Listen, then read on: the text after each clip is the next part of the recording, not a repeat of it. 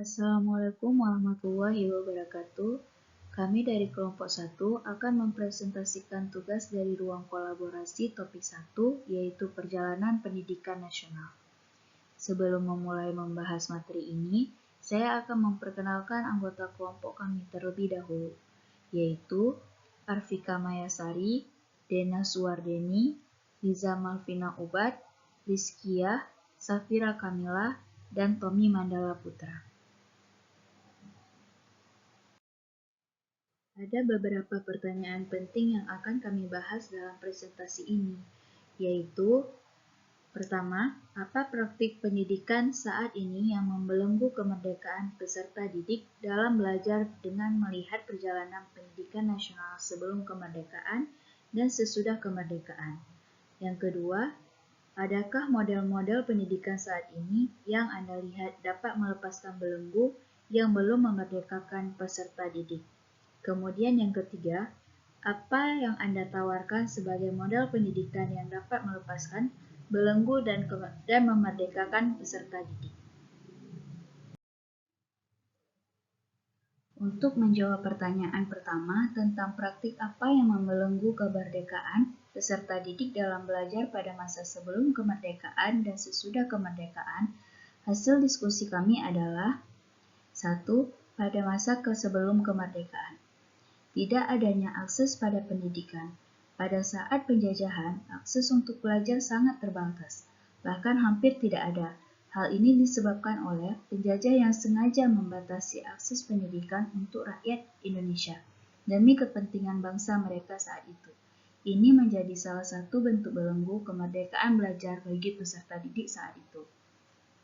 Kemudian, fokus untuk bekerja. Rakyat Indonesia pada saat sebelum kemerdekaan difokuskan bekerja di bawah perintah kolonial sehingga mereka tidak bisa mendapatkan pendidikan. Bahkan jika mereka diberi kesempatan untuk belajar, itu hanya untuk dijadikan pegawai demi kepentingan administrasi dan keperluan dari negara penjajah tersebut. Kemudian, hanya kalangan tertentu yang mendapat pendidikan.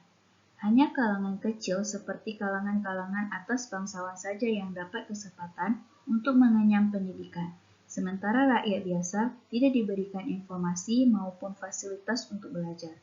Hal inilah yang membuat peserta didik pada saat sebelum kemerdekaan terbelenggu dalam hal merdeka belajar. Bahkan jika diberi informasi, itu hanyalah informasi yang telah disaring oleh pemerintah Belanda, sehingga rakyat saat itu hanya mendapat informasi yang ingin diberikan oleh penjajah, bukan informasi yang rakyat butuhkan. Selanjutnya, hal-hal yang membelenggu peserta didik dari merdeka belajar pada masa setelah kemerdekaan. Yang pertama adalah akses pendidikan yang belum merata, di mana satu daerah dengan daerah lainnya memiliki akses pendidikan yang sangat berbeda. Ada daerah yang telah memiliki akses pendidikan yang baik, sementara daerah lain memiliki akses yang sangat kurang, baik dari segi fasilitas maupun dari segi SDM-nya. Kemudian, metode belajar yang tidak inovatif. Masih banyak ditemukan pendidik yang menggunakan metode yang tidak inovatif dan ketinggalan zaman. Padahal, pada saat sekarang ini, penggunaan teknologi telah berkembang pesat dan mampu dijadikan sebagai penunjang pendidikan yang membuat pembelajaran semakin berdiferensiasi dan student center. Penggunaan metode yang tidak inovatif ini salah satu alasan terbelenggunya peserta didik dalam merdeka belajar. Kemudian, mahalnya biaya pendidikan. Mahalnya biaya pendidikan di Indonesia juga menjadi belenggu bagi peserta didik untuk mendapatkan ilmu pengetahuan yang semestinya bisa mereka dapatkan.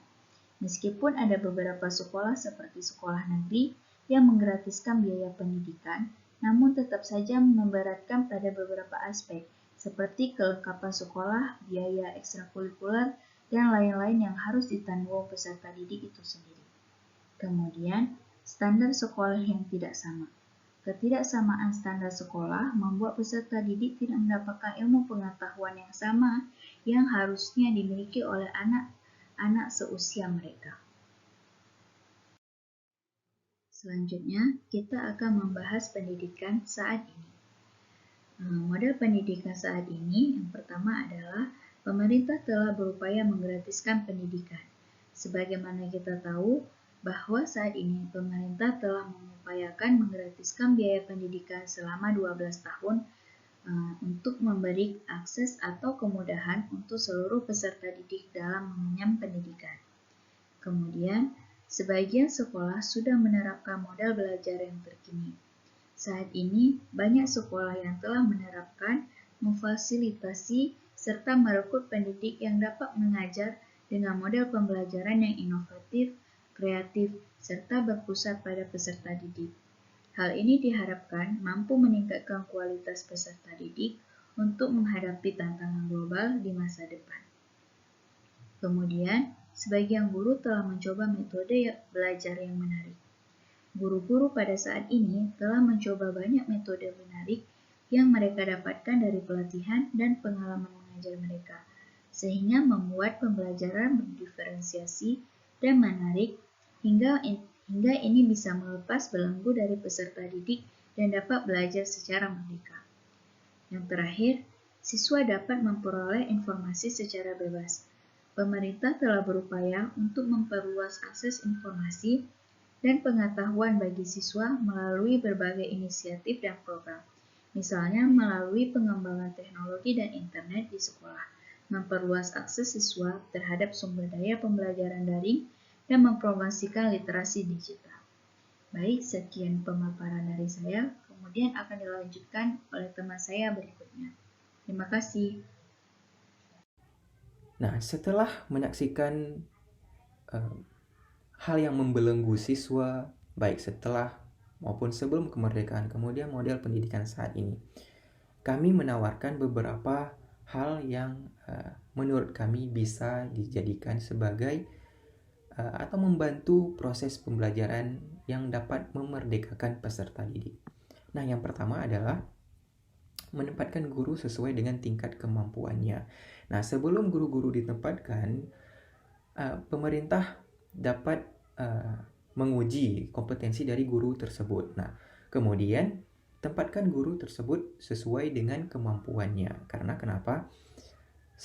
Akan sangat disayangkan jika guru yang tidak sesuai dengan kemampuannya ditempatkan di sekolah yang melebihi dari kemampuannya. Nah, ini ditakutkan akan membuat sekolah tersebut mundur atau siswa di sekolah tersebut tidak mendapatkan yang terbaik.